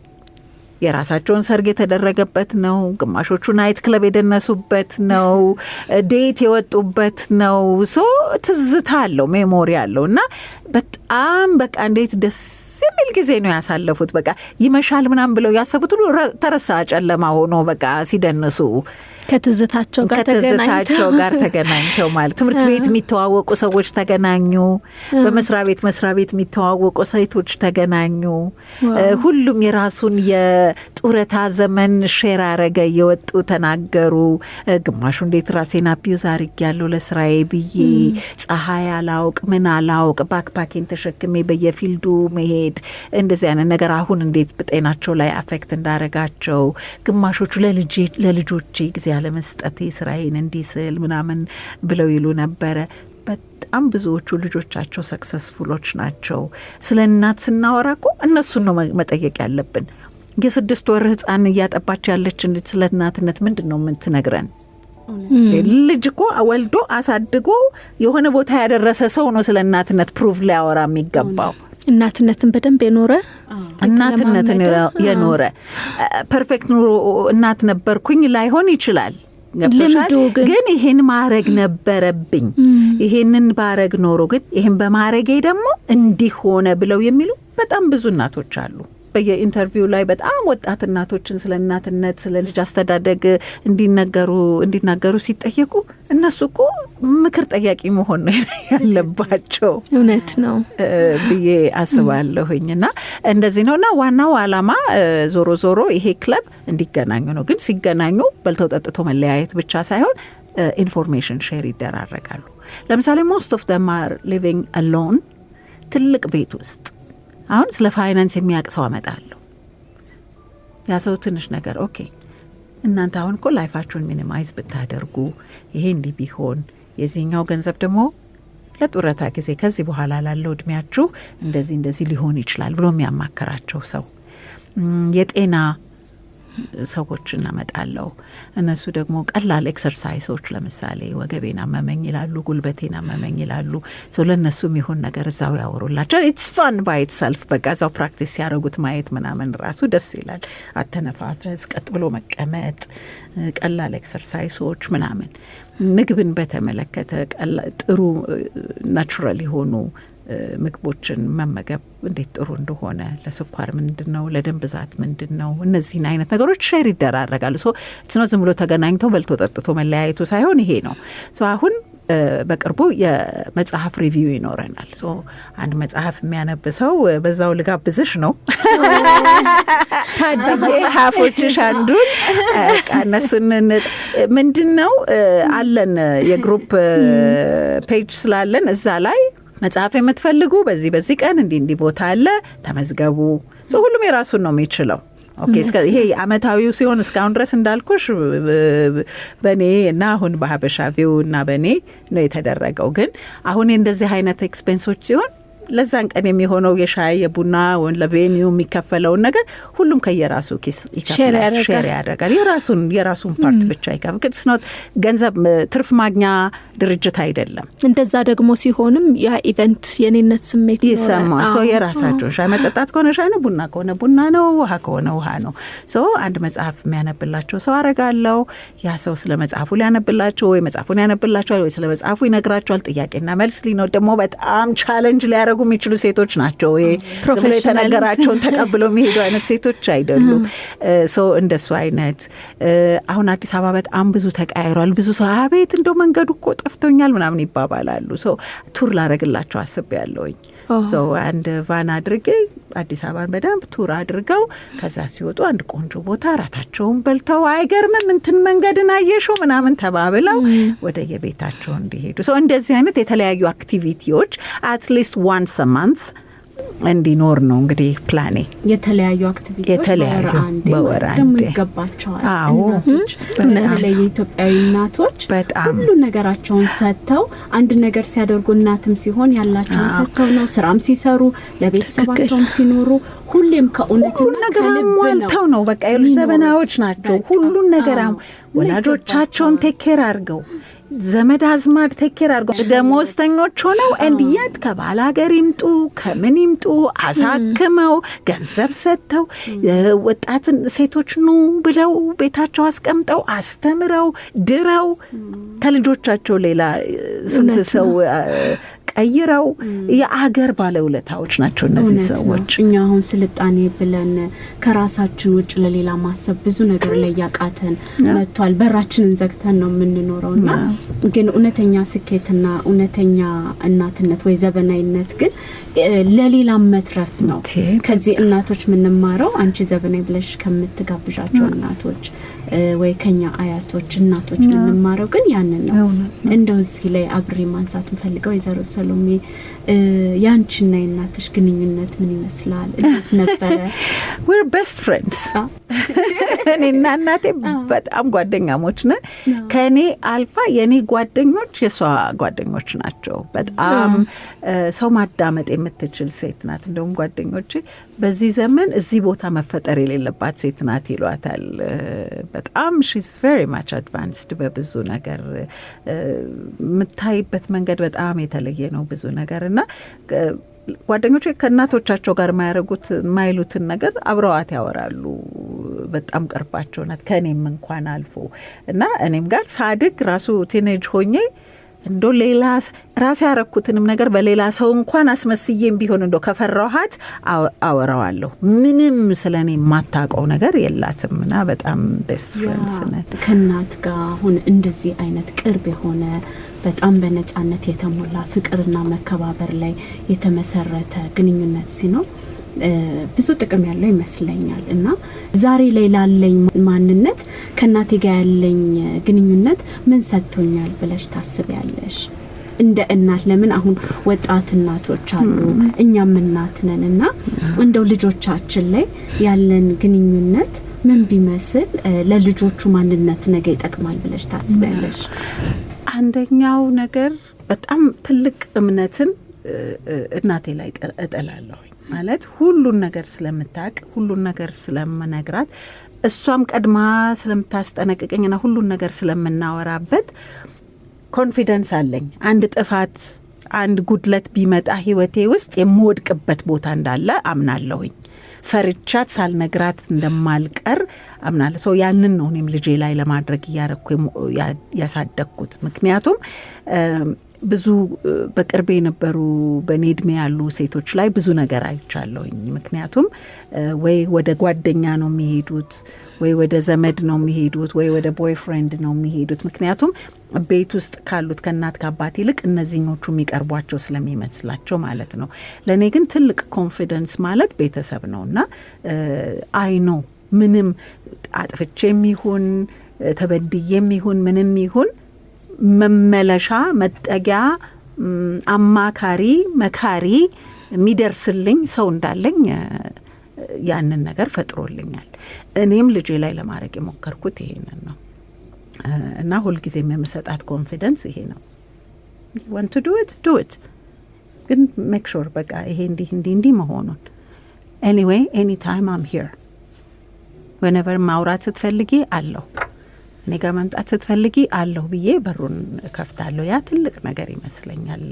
በእናትና በሴት ልጅ መካከል ሊኖር የሚገባ ያንን ትልቅ መተማመንን መፍጠር ትልቅ ነገር ነው ብዬ አስባለሁ። ያለሽ ነጻነት፣ ይሄኛ ምናደንቀው ኢነርጂሽ፣ ራስ ጥበቃ፣ ይሄ ሁላ ነገር ከእናት ጋር ባለው ግንኙነት መልካም የሆነ ግንኙነት ተያይዞ የመጣ ነው። አዎ ነው። እንደ እናት ደግሞ ክሪቲሳይዝ አድራጊዎች ሳንሆን አድናቂዎች መሆን አለብን። ምንም ያላቸውን እግዚአብሔር የሰጣል የሌላቸውን ነገር መጠበቅ የለብንም። ሌላ አሁን ከኔ እኩያ እናቶች ከኔ እኩዮች ሌላ ያየሁት ነገር የሚገርመኝ ምንድን ነው? ልጆቹ መሆን የማይችሉትን ነገር እንጠብቃለን። ከፍቅራችን ነው። አዎ ከፍቅራችን ነው። በቃ የኔ ልጅ ይሄን መሆን አለባት ኖ በቃ የተፈጠረችው ራኬብ ከሆነች ራኬብን ነው መሆን ያለባት። እኔ ሰፖርት ማድረግ ያለብኝ ያንን ራኬብነቷን ይዛ እንድትወጣ ነው። ራሳቸውን መሆን የማይችሉትን ነገር ኤክስፔክት ለምን ልጆቹ ላይ በጣም ጭንቀት ነው የምንፈጥረው። መሆን የማይችሉትን ነገር እንዲሆኑ ኤክስፔክት ካረግናቸው ፌለር ነኝ ብለው ስለሚያስቡ ይፈራሉ። ወደኛም ለመመለስ ይፈራሉ። ከሌላም ሰው ጋር በቃ እኔ ወደ ኋላ የቀረው ነኝ አረባም ብለው ነው የሚያስቡት። ግን ያላቸውን ነገር በቃ እኔ እኮ አንድ መጽሐፍ አንብቤ ስጨርስ እንግዳ ከመጣኛ ቤት ነይ ሀኒዬ እስቲ ንገሪያቸው ምን ነበር ያ መጽሐፍ ተብዬ እንደ ጋዜጠኛ ቆሜ ፓላላላላ እንዲሆኑ ብዬ ነው ማወራው። ሰልፍ ኮንፊደንስ በራስ መተማመን እንዲኖርሽ የትኛው መድረክ ላይ ማውራት አይከብድም። እንደዛ አይነት የኔ ቆንጆ የኔ ጎበዝ የኔ ሳምፕል ነው የምትለኝ እናቴ የኔ ሳምፕል ነው የምትለኝ በቃና እኔ መሆን የምፈልገውን ነገር አንቺ ውስጥ አየሁት ነው ብላ የምትደሰተው በቃና ያ ራሱ ደስ ይልሻል። በቃ ምን ልጨምር ምን ላርግ እናቴን ምን ባረግ ነው ማስደሰታት በቃ ኦኬ አሁን ዲግሪ ነው ከዛ እንትን ነው ከዛ እንደዚህ ነው ብለሽ ሲወዱሽ እኮ እንድትከፊ አይፈልጉም ልጆች። ትክክል። ያ እንዳትከፊ ለማድረግ ደግሞ በግድ እነሱ ጥሩ ልጆች እንዲሆኑ ያረጋቸዋል። የሚከፍሉሽ ነገር ያ እንደሆነ ነው የሚሰማቸው ለእንክብካቤሽም ለምንሽም ለሁሉም ነገር። ትክክል። እንደው ግን ስለ ዘበናዊ መለስ እንበልና እንዲቹ በአንቺና በአንቺ ዙሪያ ባሉ ሰዎች ብቻ ተወስኖ የሚቀር ነገር ነው ወይንስ የታሰበለት ነገር አለ? የዘመናዊ ክለብ ነገር መሆን የለበትም። አሁን የሚገርምሽ ነገር የመጨረሻው ቤተ መንግስት ውስጥ የነበረን ኢቨንት ላይ ሁሉም እጃቸውን እያወጡ ኮሜንት ሲያደርጉት ይሄ ነበረው ነው። ይሄ ብቻሽን የምትዘልቂው ነገር አይደለም። ኮሚቴ መቋቋም አለበት። ቮለንቲር የሆኑ ኮሚቴ ይቋቋምና ያግዙሽ። ምክንያቱም እኔ ትራቭል አረጋለሁ። አሁን ላስት ዊክ ነበረ ስለዚህ ስለ መጽሐፉ በቃ እንዲሆነ ፍላየር ነገር አርጌ ልኬ ተመዝገቡ ምናምን ማለት የፈለግኩት ግን አልቻልኩም ከስራዬ ጋርና ግን አሁን ሊያግዙኝ የሚፈልጉ ሰዎችም መጥተዋል ከነሱ ከራሳቸው መሀከል ከዘበናዮቹ። ስለዚህ አሁን እንደሱ ሆኖ ወደ ኮሚቴ ነገር ተፈጥሮ በቃ ይሄንን ከሌ ስራ ከሌ ገንዘቡን ይከታተል። ያው የኛ ሀገር እንትን አለው ብዙ ቢሮክራሲ። አሁን ለምሳሌ ኤንጂኦዎችም ቢሆኑ ይመዝገቡ ተብሏል። ስለዚህ አሁን እዛ ጋር ለመሄድ እኔ አሁን አም ኖት ሬዲ። እዚህ ጋር ማአት ጉዳዮች አሉኝ የራሴና ወደዛ መሄድ አልችልም። ግን ለጊዜው ገንዘብ ተሰብስቦ እዚህ ቁጭ በል ምናምን የምለው ነገር የለም። ግን ኮሚቴዎቹ ተሰብስበው በሚቀጥለው ይሄን እናደርጋለን። ሁሉም ሰው የራሱን እንደዚህ ይከፍላል። ሌላ አክቲቪቲ እንዲተፈጥሯል በቃ ልክ ምንድነው እንደ ቤተሰባዊ አይነት ነገር ሆኖ እንዲቀጥል ነው። ግን የሚገርምሽ ነገር አንዱን እያወራ ማአት ሰዎች አሁን እየመጡ ይኸው ስልክ ቁጥር አስገቢያት እዛ ዋትስአፕ ላይ እየተባልኩኝ ይላክልኛልና ቁጥሩ እያደገ ነው። አባላቶቹ እሰይ ይበል የሚያሰኝ በጣምና ተደራሽነቱስ እንግዲህ አሁን ያው እንደናንተ እንዲህ በሚጋብዙኝ ላይ ነው እንግዲህ ወደ ሚዲያ ወጥቼ የማወራው። መጀመሪያ ሀሳቡን እንዳሰብኩት ግን ሶሻል ሚዲያ ላይ ነበር ያልኩት ምንድነው ልክ እንደኔ ሮል ሞዴል ናት ብላችሁ የምትሏት ጡረታ የወጣች የቢሮ ሰራተኛ የነበረች እናታችሁ ትሆን እህት አክስት ምናምን ያላችሁ ሰዎች ስፖንሰር አርጓቸውና በዚህ ቀን በእንዲህ ቦታ እንደዚህ እንገናኝ ነበረ ብዬ የጠራሁትና በጣም የሚገርም ፊድባክ ነበር የነበረኝ ከእንግሊዝ ሀገር፣ ከካናዳ፣ ከጀርመኒ እናት ያለች አደራ እህት ያለች አክስት ያለች እያሉ የላኩልኝ ማለት ነው እነዛ ሰዎች። እና ሰው እንግዲህ እንዲህ እያለ ይዛባል ወሬው ብዬ ነው ማስበውና እኔ ደስ ይለኛል እንደ ስራዬ ማርገው በየሪጅኑም እየሄድኩኝ ባረገው በእውነት በጣም ነው ደስ የሚለኝ። እውነት ነው። በተለይ ደግሞ ውድቅ ይላሉ ስራ ሲያቆሙ። ቅድም ያልሽው በፊት የምናውቃቸው መምህራኖቻችን ጠንካራ የነበሩ ቆይቶ ስታዩቸው ውድቅድቅ ብለዋል። ወንዱም ሴቱም የሚሄዱበት የሚያመልጡበት እንትን ስለሌለ ምንድነው ራስ ጊዜን ማሳለፊያ ራስን ማዝናኛ የለም። አይምሮን ቢዚ የሚያደርግ እንደ ወይዘሮ ዘበናይ ወይዘሮ ሰሎሜ እናት የዶሮ ማርቢያ ቀላል ነገር አይደለም። ከብዙ ነገር ነው የሚታደገው። እና እንደ ማህበረሰብ ደግሞ ጡረተኛ ስንል በቃ ምንድነው ጥሩተኛ ነው አይደል የሚሉት። እንደው ማረባ ነኝ አልፈለግም ቢሆንስ ሴቶቹ ላይ ይሻላል። እንደው ወንዶቹ ላይ እንደው በጣም ከባድ እንትን አለው። ለወንዶቹም የወንዶች ዘበናይ ሌላ ልዩ በሌላ ጊዜ ላወራችሁ የምችለው የተለየ ፕሮግራም አለኝ። እሱንም እንደዚሁ በቃ ቦታ ነው መፈልገው፣ ክለብ ሃውስ ነው መፈልገው።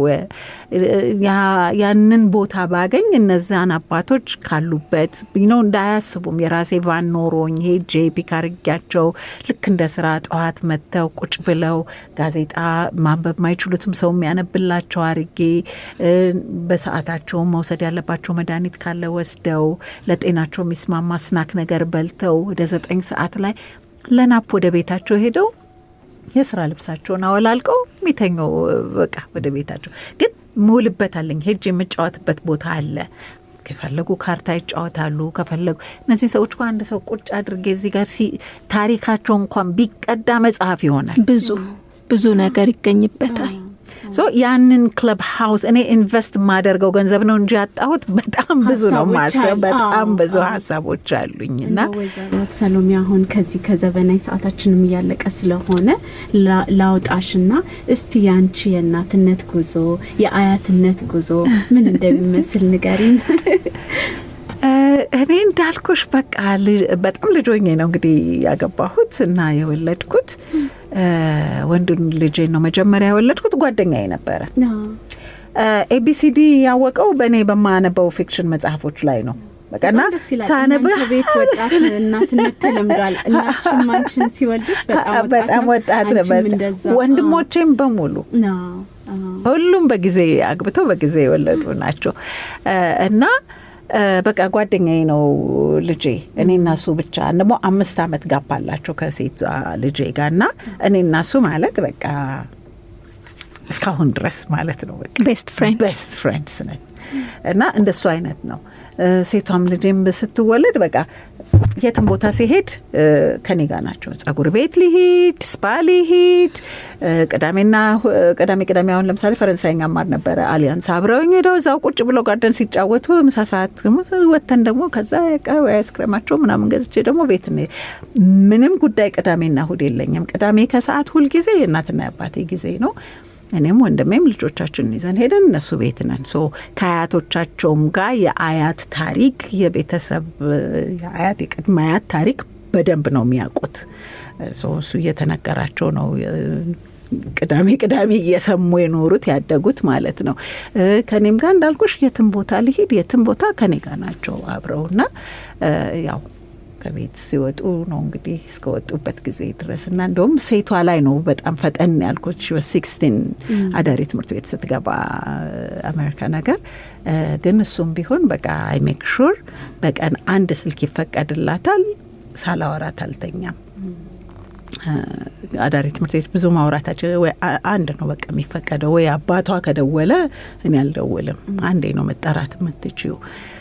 እንደሱ አይነት ነው። አሁንም ከልጄ ልጅ ጋር ብታምኝም ባታምኝም ከተወለደችበት ቀን ጀምሮ በቀን አንዴ እያየችኝ በስክሪን ድምጼን ሳትሰማ አልተኛም፣ አትተኛም። አታችመንት ይፈጥራል በጣም ና በቃ ቋንቋ አለን። ምን እንግዲህ ገና ትላንትና የምንግባባትና ስታየኝ ብላ ነው የምትጠብቀው። እላታለሁ ትላለች እሷ ተባብለን በቃ ደስ ሲል ኤቭሪ ሲንግል ዴይ ይሄ የቤተሰብ እናትሽ ጋር ደግሞ ቅዳሜ የምትሄጁም ቀጥሏል አይደል? አዎ በጣም ደስ ይላል። ማንም ሰው ሊያገኘን ቢፈልግ እናትና አባታችን ቤት ነው የሚመጣው። እነሱም የትም አይሄዱ፣ እኛም ምንም ፕሮግራም አንይዝም። ቅዳሜ ከሰዓት የነሱ ነው። ተስፋ ይሰጣል። አውሮፓውያን ቤተሰቦች ወይም አውሮፓውያን ጡረተኞች እንዲህ አይነት ልምድ አላቸው። ልጄ እሁድ ይመጣል ወይንም ልጄ ቅዳሜ ምሳ ከኔ ጋር ነው ብለው ሲያስቡ ከሰኞ ጀምሮ ፓስታውን ማዘጋጀት፣ ስጎውን ማዘጋጀት፣ ይሄ ማለት ተስፋ የነፍስ መልህቅ ናት አይደለም? ተስፋ ላይ ነው ነፍሳችን ተንጠልጥላ ያለችው። ቅዳሜ እንደምትመጪስ ወይንም ልጄ ይመጣል የሚለው ተስፋ በደንብ አድርጎ ያኖራቸዋል። ጥያቄ የሌላቸው ደግሞ ቶሎ ድክም ቶሎ ውድቅ ይላሉ። እንደውም ይባላል እኮ አይደል መቆያ ቦታ ከሄዱት አረጋውያን በላይ በልጅ ቤት በልጅ ልጆች ተከበው ያሉት በጣም ጤነኛ ረጅም እድሜ የሚኖሩት እነሱ ናቸው። በጣም እኛም ጋር እንደሱ ነው። በቃ ለስምንቱ ተዘጋጅቶልኝ ነው ይዤ የምሄደው። ሽሮውም፣ በርበሬውም፣ ወጡም፣ እንጀራውም ወደ ቤት ይዤ የምሄደው በእርግጠኝነት ነው። ቅዳሜ ሲሄድ እዛ ማለት ነው። እነሱም ደግሞ ከኛ ሳምንቱ ሙሉ እንዴት ነበረ ስራችን፣ በቃ እያንዳንዷን ነገር ያውቃሉ። ዛሬ ፕሮፖዛል አስገባሁ፣ እንዴት ምን ደረሰ፣ ምን አሉሽ፣ መለሱልሽ፣ ገንዘብሽን ከፈሉሽ፣ በቃ እና ጸሎታቸውም ያኖረኛል። ጸልያለሁ። አይ ግዴር እንደው ያ ፕሮጀክት እስካሁን አልተከፈለኝም ብዬም ካልኩኝ ግድ የለም እየጸለይኩ ነው ይሆናል፣ ግድ የለም ሳናነሳው ሰዓታችን እንዳያልቅብን ስለ ዘበናዊ የሚል መጽሐፍ ጽፈሻልና እስቲ ስለሷ አጠር ያለሽ ነገር ንገሪኝ። ምን ዘበናዊ መጽሐፍ? እንግዲህ እንዳልኳችሁ እኔ አንዱ ስራዬ ኢቨንት ኦርጋናይዝ ማድረግ ነው። ሶ ለአንድ 25 ዓመት ኢቨንት ኦርጋናይዝ እያደረግኩ ነው የኖርኩት። ግን ልጄን ስድር 1 ዓመት ነው የፈጀብኝ ራሱ ድግሱን ለመደገስ እና በጣም ኮምፕሊኬትድ ነው የሆነብኝ። እና ልክ ያልኩት እኔ ኢቨንት አዘጋጅ እንዲህ ከከበደኝ ለሌላ ሰው እንዴት ነው የሚሆነው? ምንም ሳያቅ እኔን እንዴት ነው የዳሩት እናትና አባቴ ራሱ እንዴት አድርገው ነው ያን ሁሉ ነገር ያደረጉት ምናምን ብዬ አሰብኩኝና በቃ ማንም ሰው ልጁን ለመዳር ይሁን ወይም ራሱን አገባለሁ ብሎ የሚል ሰው ወይንም ደግሞ እንደ ስራ ይዤ የሰርግ ድግስ ደጋሽ መሆን ፈልጋለሁ የሚል ሰው ሊጠቀምበት የሚችል ጋይድ ቡክ ነው የጻፍኩት። እና ያው ዘበናዊ ሙሽራ ስለው ምንድነው አሁን ዘበናዊ is becoming my brand እና ሁሉ ነገሬን ዘበናዊ ነው ምለው። ሌሎችም ላይኖች አሉ አሁን ማስባቸው የቢዝነስ ላይኖች እንደሱ በዘበናዊ የሚጠሩና ለዚህ ነው በቃ እንግዲህ ስልጥን ያለ ሙሽራ ምን አይነት አደጋገስ ነው የሚደግሰው ለማለት የጋይድ ቡክ ነው የጻፍኩት። ተጠቃሚዎች እንዴት ናቸው? ፊድባካቸው እንዴት ነው? በጣም ጥሩ ነው። በጣም ብዙዎቹ ያው ኢቨንት ላይ ያሉ ሰዎች ናቸው የሚገዙት። ለአከፋፋይ ምናምን አልሰጠሁም ገና፣ ከኔው ነው የሚገዙት። ስለዚህ ከኔ ጋር ብቻ ነው የሚገኘው። ግን ጥሩ ፊድባክ አለው። የተጠቀመበት እያተረፈ ነው ይመስለኛል። የመጨረሻ ጥያቄ ያው የመጨረሻው የዘበናዊ ኢቨንት በቅርቡ ተካሂዶ ነበረ። ሰፊ ትልቅ ለየት ያለ እንደነበረ ነግረሽናል። በቀጣይ ይህ በየአመቱ ነው የሚደረገው ወይንስ ያልሻቸው ኢቨንቶችም እነኚህ የመጽሐፍ የማንበብ ሌሎች ጉዳዮች እዚህ ውስጥ ተካተው ነው የሚቀጥሉት? ቀጣዩስ ኢቨንት መቼ ነው? አሁን የሚቀጥለው ሳምንት ውስጥ አንዱ አክቲቪቲ ይኖረናል። ሁለቱ አክቹሊ የሲቲ ቱሩና የመጽሐፍ ሪቪው ይኖረናል በሚቀጥለው ሳምንት ውስጥ። ሰው እንዳልኩት በወር አንዴ አትሊስት አንድ የሆነ ነገር እናረጋለን ነው።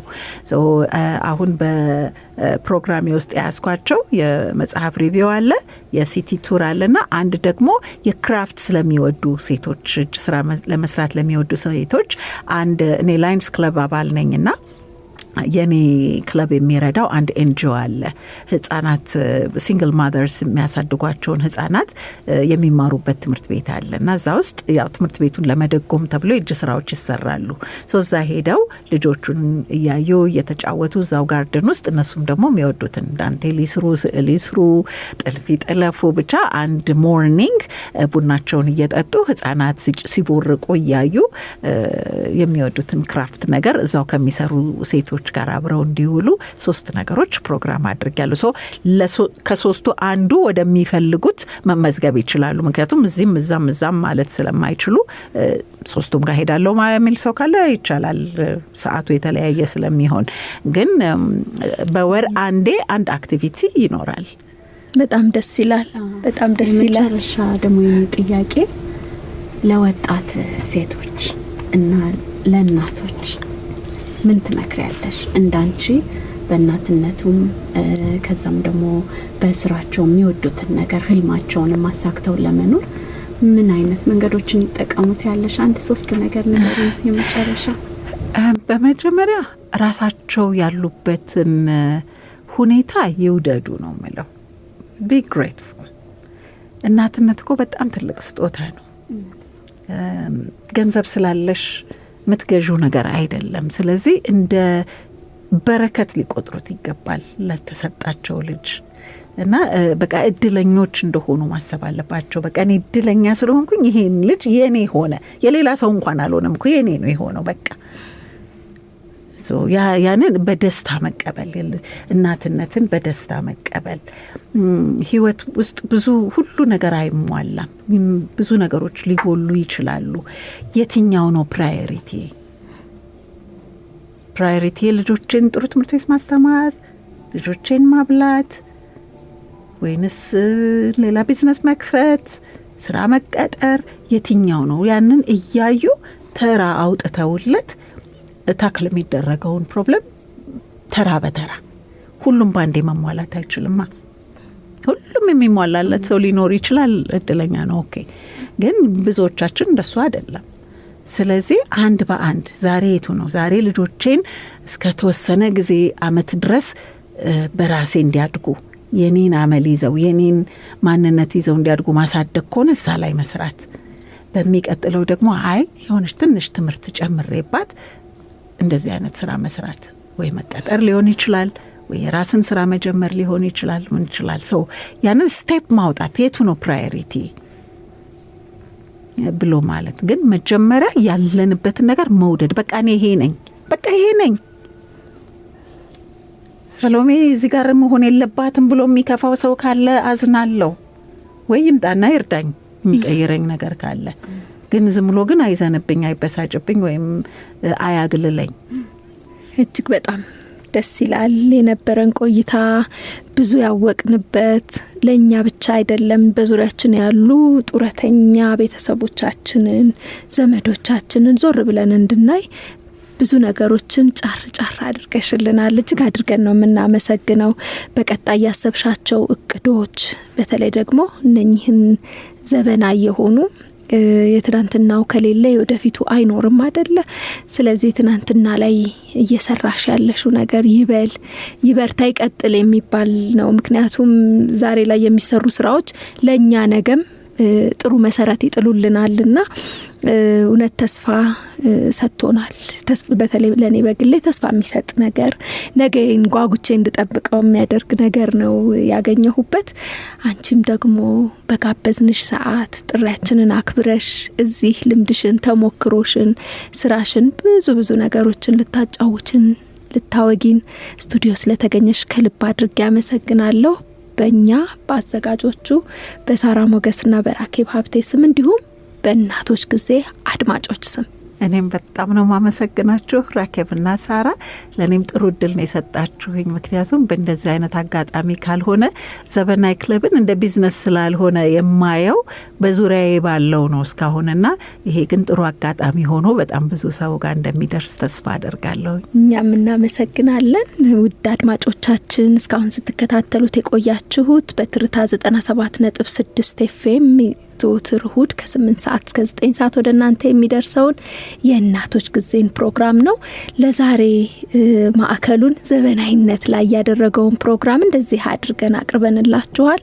ፕሮግራማችንን በሚመለከት ያላችሁን ማንኛውንም ሀሳብ፣ አስተያየት በአጭር የጽሁፍ መልእክት መላኪያችን 9760 ላይ አድርሱን። ሳምንት በሌላ ርዕሰ ጉዳይ በዚሁ በእናቶች ጊዜ እስከምንገናኝ የሳምንት ሰው ይበለን። መልካም ሳምንት። ልጆቼ የእናቶች ጊዜ በትርታ 97.6 ኤፍኤም የሬዲዮ ጣቢያ ዘውትር እሁድ ከቀኑ 8 ሰዓት እስከ 9 ሰዓት የሚቀርብ የሬዲዮ ፕሮግራም ነው። የእናቶች ጊዜ። በየእናቶች ጊዜ የሬዲዮ ፕሮግራም የቤተሰብና የማህበረሰብ ምሰሶ የሆነችው እናት ትመሰገናለች።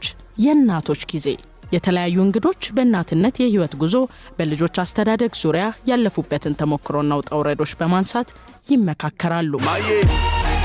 የእናቶች ጊዜ አዘጋጆች ራኬብ ሀብቴና ሳራ ሞገስ ዘውትር እሁድ ከቀኑ 8 ሰዓት እስከ 9 ሰዓት በትርታ 97.6 ኤፍኤም የእናቶች ጊዜ